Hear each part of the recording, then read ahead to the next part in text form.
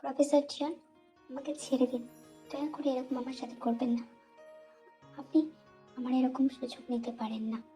যখন তখন এভাবে আপনি আমাকে টাচ করতে পারেন না। আপনার কোনো অধিকার নেই আমাকে টাচ করার। ছেড়ে দিন, দয়া করে। আমার সাথে এরকম নোংরা আচরণ করবেন না। আমাকে ব্যথা দেবেন না। আমি আপনার থেকে অনেক ছোট। এসব আমাদের মধ্যে জায়েজ না। আপনাকে আমি ভাইয়ার চোখে দেখি, আর আপনি খুবলে খুবলে খাওয়ার চিন্তায় আমাকে মগ্ন হয়ে আছেন। যেতে দিন, আমার ব্যথা লাগছে। প্লিজ আমাকে যেতে দিন। প্লিজ প্রফেসর জিন, আমাকে ছেড়ে দিন। আপনার দোহাই লাগে, আমার কথা তো তুই শুনবি না সালি। তাহলে তোর সাথে এরকমই করার লাগবে। তুই আমার এতদিন ভালো রূপ দেখেছিলি। তোকে এতবার মানা করেছি বেশি কারোর সাথে গা ঘেঁষাঘেঁষি করবি না। তুই ওই বুকুমের সাথে কি করছিলি? সত্যি করে বল। তুই আমার থেকে পালাবি? তুই কি ভেবেছিস এই দিনটা আসবে? কখনোই আসবে না। আমার বয়স নিয়ে তুই মজা করছিস? আমার বয়সের দোহাই দিচ্ছিস তুই? তোর কোনো ধারণা আছে আমার কত শক্তি আছে? তোকে ডিস্ট্রয় করার জন্য আমার 30 মিনিটই যথেষ্ট। এত তোরে ফাস্ট করবো যে টিকতেই পারবি না। ব্লিডিং বেট্রো শুরু হয়ে যাবে। তারপর তারপর সারা রাত ঘুমোতে দিব না। তোর এত বড় আস্পর্ধা হয় কি করে? তুই আমার শক্তি নিয়ে কথা বলিস? আমার বয়স বেড়েছে। আচ্ছা, তো কাছে আয় না, দেখিয়ে দিই কত বয়স বেড়েছে আমার। এখনো আমার মধ্যে সেই তেজ আছে। তোকে শেষ করার ক্ষমতা আমি রাখি। কত মেয়ে পাগল হয়ে যায় আমার পেটে আসার জন্য। এখনো বিয়ে করিনি আমি, কোনো ইচ্ছেও নেই। তোদের মতো মেয়েরা বিয়ে করার যোগ্যই নয় অ্যাকচুয়ালি। তোরা শুধুমাত্র এসব বিছানা গরম করার জন্যই এক্স্যাক্ট তৈরি, তাছাড়া আর কিছুই না। আর তুই কি ভেবেছিলি তোর উপর একটু দয়া লাগিয়েছি বলে নিজেকে আমার লাভার ভাবতে শুরু করেছিস? কখনোই না। তোকে আমি এখানে উঠিয়ে এনেছি আমার ফিজিক্যাল নিড পূরণ করার জন্য। আমার সাথে তোর একটা ডিল হবে। যতদিন তুই তোর বাবার অসুস্থতার ট্রিটমেন্টের টাকা দিতে পারছিস না, ততদিন আমি তোকে ভোগ করবো ফিজিক্যাল। আর ততদিন তুই চুপচাপ মুখ বুঝে আমার সব কথা মানবি। আমি যখন বলেছি প্রগুণের সাথে মেশা যাবে না, তুই মিশতে পারবি না। আর তুই যদি মেশার চেষ্টা করিস তাহলে আমার থেকে খারাপ কেউ হবে না তুই। আমি একটা কথা বলে দিচ্ছি, আমি ভালোর তো ভালো, খারাপের বহুত খারাপ। তুই আমাকে রাগাস না, নয়তো আরো খারাপ হয়ে যাবে।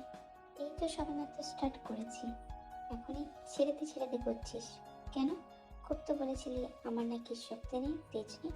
আজ তো তুই খারাপ পাবি না তে। তোর বাবার টাকাটা হয় আজই পে করে দে, আমি এখানে থেমে যাচ্ছি। নয়তো আমাকে যখন তখন এসে স্যাটিসফাইড করে যেতে হবে তোকে। একটা ফোন কর আর তোকে এখানে চাই আমার, সঙ্গে সঙ্গে এই বেডে। তারপরেও যদি বলিস আমি রাজি না, তাহলে কিভাবে তোকে রাজি করাতে হয় আমিও জানি। আমার বিরুদ্ধে গিয়ে তুই কোনো কিছু করতে পারবি না। আমার পাওয়ার সম্পর্কে তোর নিশ্চয়ই ধারণা আছে।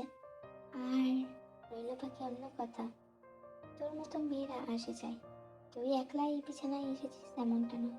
তোর আগেও অনেক মেয়ে এসেছে তাদের সুবিধা নিতে। তাহলে তুই এত লজ্জা পাচ্ছিস কেন? তুই তো সে দলে পড়িস। দেখ সালি, তোকে দেখে আর নিজেকে কন্ট্রোল করা যাচ্ছে না। তোর মতো গরম একটা মালকে রেখে এখানে থাকা সম্ভব না। আউট অফ কন্ট্রোল হয়ে পড়ছি। আপনি ভুল পাচ্ছেন, আমি ওদের মতো না। আমার অসুবিধা ছিল তাই আমি আপনার কাছ থেকে বাবার জন্য টাকা চেয়েছিলাম। আমাকে ছেড়ে দিন প্লিজ। চাঙ্কুক আর কোনো কথা শোনে না, নিজের অস্তিত্বকে দেহের মধ্যে জোর করে প্রবেশ করিয়ে দেয়। কারণ তার কাছে এটা নতুন না, অনেকেই তার এই ব্যবহারের সুযোগ নিয়েছে। সে মনে করে টাকা দিয়ে সবকিছু কিনতে পারা যায়, মেয়েদের ইজ্জত। এবং সে বারবার এর মধ্যে নিজেকে প্রবেশ করানোর চেষ্টা করছিল আর ব্যর্থ হচ্ছিল। সে অবাক হয়েছিল, কারণ বিয়ের জায়গাটা এত টাইট, এই ভেবে সে ভীষণ অবাক হয়েছিল। কিন্তু তবুও নিজের চেষ্টা চালিয়ে যাচ্ছিল। আলটিমেটলি একটা সময় গিয়ে রেহানের ফিলিং শুরু হয় এবং জাকব বুঝতে পারে যে তিয়াং হয়তো সত্যিই তার সঙ্গে প্রথম এসব দেখতে। কিন্তু তাও জাকব থেমে থাকে না। জাকব যেন কোনো নেশায় মত্ত হয়ে উঠেছিল আর কোনো কারণে তিয়াংকে ছাড়তে পারছিল না।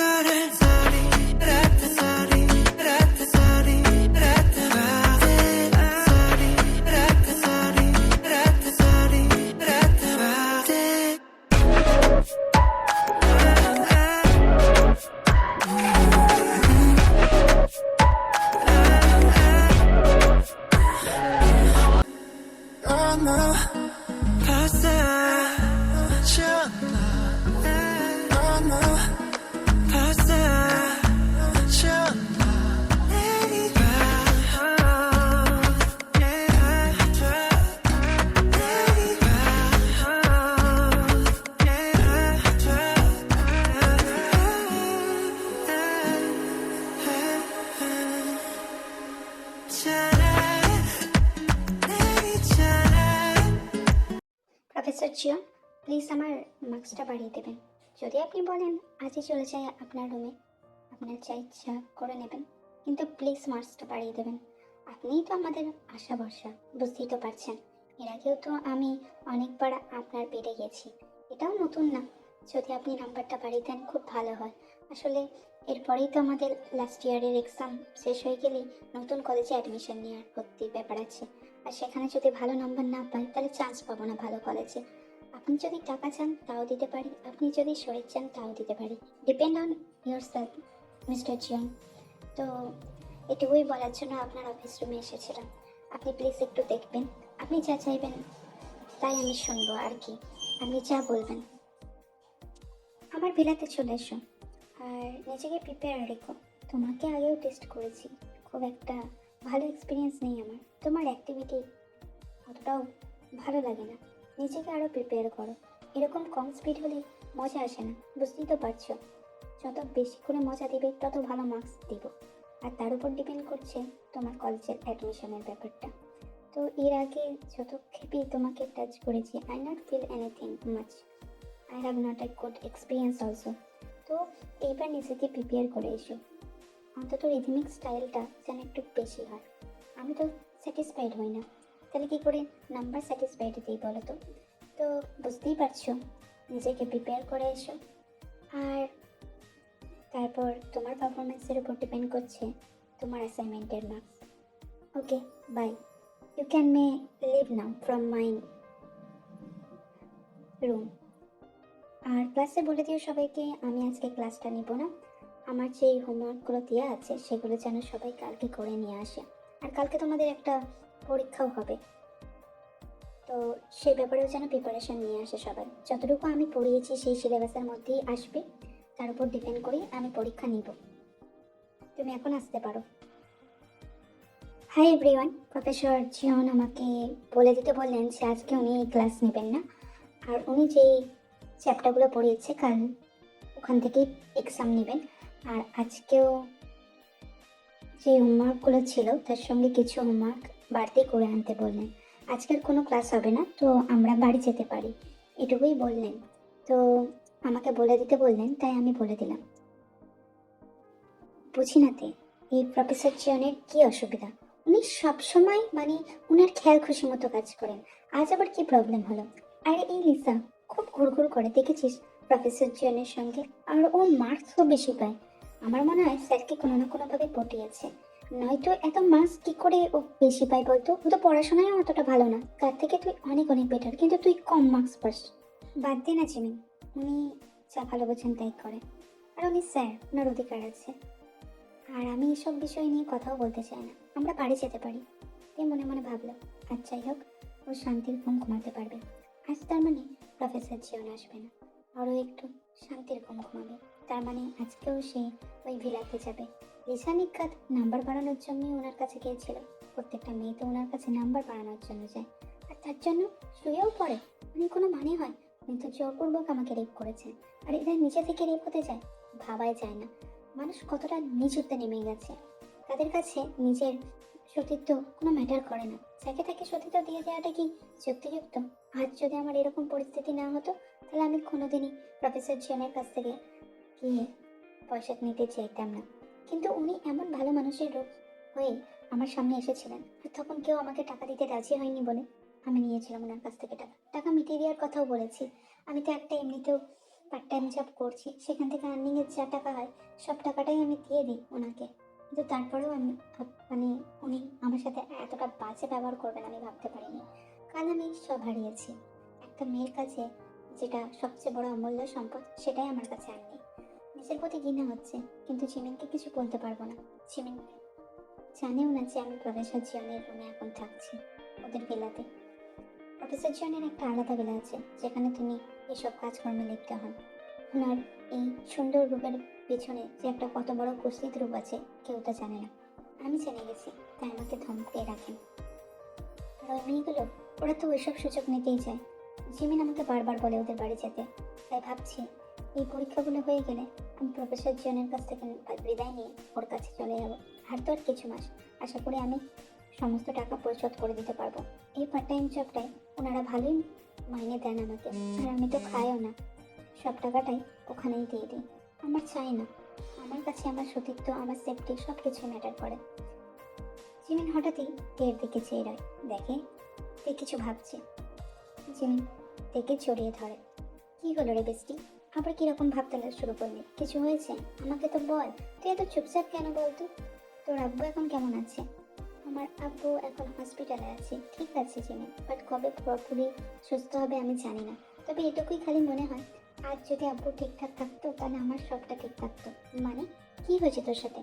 আমাকে কিছু লুকাচ্ছিস না তো? তুই সত্যি করে বলবি, নালে কিন্তু ভালো হবে না। তোর ভাবলি তোকে কেন কোনো কিছু লুকাবো? তোর মনে হয় এমনটা? চল চল, আমরা বাড়ি যাই, এটাই বেটার হবে। খেয়েতে একটু রেস্টও নিতে হবে, শরীরটা পুরো ভেঙে গিয়েছে। কালকে আবার উনি এক্সাম নেবেন বলেছে। একটু গিয়ে বিকেলবেলা খেয়েতে একটু ঘুমালে রাত্রেবেলা একটু বেশি করে পড়তে পারবে। ঠিক আছে বেস্টি, চল। সরেছ সালি, আমি এখানে শোবো। আর তুই আমার রুমে কি করছিস? তুই তো এখানে শোস না সচরাচর।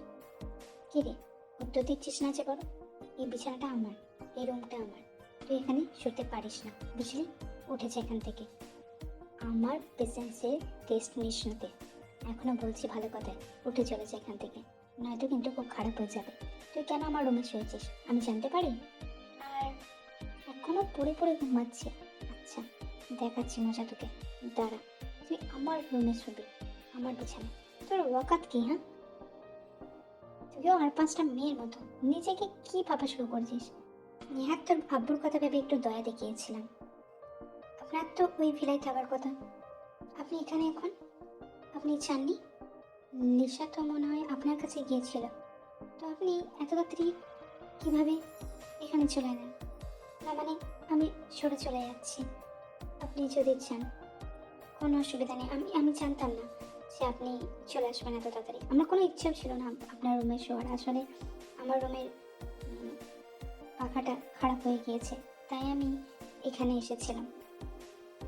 লিসা আমাকে যথাসাধ্য চেষ্টা করেছে স্যাটিসফাই করার। তোর মতো নাকি সব কিছু জোর করে আদায় করতে হয়? ওরা ভীষণ প্রফেশনাল। ওর সঙ্গে প্রায় বিগত অনেক বছর ধরেই আমি শুনছি, নাম্বার নেওয়ার জন্য ও যে কোনো পর্যায়ে যেতে পারে। তবে মজা আসে না, বুঝলি তে? তোর সঙ্গে করে যে মজাটা পাই, সেই মজাটা আমার কারোর সাথে আসে না, আমি ফিল পাই না। ওর সাথে করেছি, ও আমার ভীষণ অবিডিয়েন্ট, তোর মতো নাকছাড়ি ওরা তো নয়। তুই এতটা বদমেজাজি কি বলবো। আর ওদের পারফরমেন্সও দারুণ সুন্দর হয়, আমি ভীষণ ফুললি স্যাটিসফাইড। কিন্তু তুই আমার মুডটা বিগড়ে দিস। তুই আমাকে কিছু করতেই দিস না নিজের মতো করে। তুই এতটা কি চাস? ওরাও তো মেয়ে, তুইও তো মেয়ে, তাহলে পার্থক্যটা কোথায়? তুইও তো তোর বাবার জন্যই টাকা নিয়েছিলি আমার থেকে, তো তোর এত প্রবলেমটা কিসের? আর রইল বাকি অন্য কথা, লিসাকে আমার দারুণই লাগে। ওর পারফরমেন্স একটু উন্নত হলেই বেঁচে যায়, কিন্তু অতটাও দিয়ে উঠতে পারে না। আর লিসাকে নিয়ে অত ইনসিকিউর ফিল করার কি আছে? আমি কাউকেই ভালোবাসি না, আমার জন্য এটাই পারফেক্ট। আর তুই চাইলে এখনই আমরা শুরু হয়ে যেতে পারি। তুই কি চাস? তাহলে আজকে নিজেকে প্রস্তুত করে আমার কাছে বিলিয়ে দিতে পারিস, যদি তোর মনে হয়। আর নয়তো থাক। ও, তুই বলছিলি পাখাটা চলছে না তোর রুমে, কালকে আমি ব্যবস্থা করিয়ে দেবো, কালকে লোকজন ঠিক করে দিয়ে যাবে। আজ তাহলে এখানেই শুয়ে পড়, আর আমার সঙ্গে কোনো রকম বদমেজাজি ব্যবহার করবি না। আমি তোর মালিক, এটা মাথায় রাখবি। যতদিন না টাকাটা পে করতে পারছিস, এখনো হাফ টাকা পেমেন্ট করা বাকি আছে, আর ততদিন আমার নির্যাতন তোকে সহ্য করতে হবে। নিসারা তো এক কথায় মেনে যায়, তুই কেন মানিস না? তোর আর ওদের মধ্যে ডিফারেন্সটা কোথায়? তোরা তো সব একই সাথে, নিজেদের সুবিধার জন্যই আমার কাছে এসেছিস। তারপরেও এইরকম সতীর্থ সাজার তো কোনো প্রশ্নই ওঠে না। আমি যদি জানতাম আপনি এই ধরনের মানুষ, তাহলে আপনার কাছে কোনোদিনও সাহায্যের হাত চাইতে আসতাম না। আমি নিজের সতীত্ব হারিয়েছি আপনার কাছে, এর থেকে বড় ব্যর্থতা আমার জীবনে কী বা হতে পারে? আমি আপনাকে খাটাবো না। আপনি আপনার লিসার কাছে যান, অন্য নারীদের কাছে যান, আই ডোন্ট কেয়ার। আমি জানতেও চাইনি, আমি জাস্ট জিজ্ঞাসা করেছিলাম। আমি এখানে শুয়ে পড়ছি, আপনার সাথে কোনো কথা বলার ইচ্ছে আমার নেই, না রুচি আছে। আর আপনি প্লিজ দয়া করে আজকে আমায় ছুবেন না, আমি চাইছি না এসব। আপনি ঘুমাতে এসেছেন, ঘুমান, আর আমিও আমার নিজের মতো করে ঘুমাবো। আমি কথা দিচ্ছি আপনাকে ডিস্টার্ব করবো না, কোনো রকম ডিস্টার্ব হবে না আপনার এখানে। তবে আপনি দয়া করে ওই ধরনের কথা বলবেন না, ওদের সঙ্গে আমার যথেষ্ট পার্থক্য আছে, তাই এই ধরনের কুরুচিকর কথাবার্তা বলবেন না। আর আমি এত ভালো করে পরীক্ষা দেওয়া সত্ত্বেও আপনি ইচ্ছে করে আমাকে কেন কম মার্কস দেন? কেন এরকম করেন? আমি আপনার তো কোনো শত্রু না, তারপরেও কেন আপনি করেন আমি বুঝি না। শুধু এটুকুই বলবো, যথার্থ মূল্যায়ন করতে শিখুন। অ্যাটলিস্ট ওই রকমভাবে কারো নাম্বার কমিয়ে নেবেন না। আপনার যা ক্ষোভ আছে, যা শত্রুতা আছে আমার সঙ্গে, তা পার্সোনালি ম্যাটার। আমার একাডেমিক লাইফে এর ইম্প্যাক্ট ফেলতে দেবেন না। আপনার কাছে এটুকুই আমার প্রার্থনা থাকবে। আশা করি এই রিকোয়েস্টটা আপনি রাখবেন, mister John. Professor mister John, আপনার যে এই ডার্ক সাইডটা, এটা কতজনের অগোচরে। এই ভালো মানুষটার মুখের পিছনে কত রকম নোংরা মানসিকতা আছে আপনার। আই হোপ সবাই জানতো এই ব্যাপারে। জিমিন আপনাকে ভীষণ রেসপেক্ট করে। আসলে জিমিনের সাথে তো অনেক কিছু হয়নি। হ্যাঁ, আই হোপ আমার বাবাও জিমিনের বাবার মতো রিচ হতো, বড় লোক হতো, তাহলে আমাকে আপনার কাছে হাত পাততে হতো না, আর না আমি আমার সতীর্থ হারাতাম।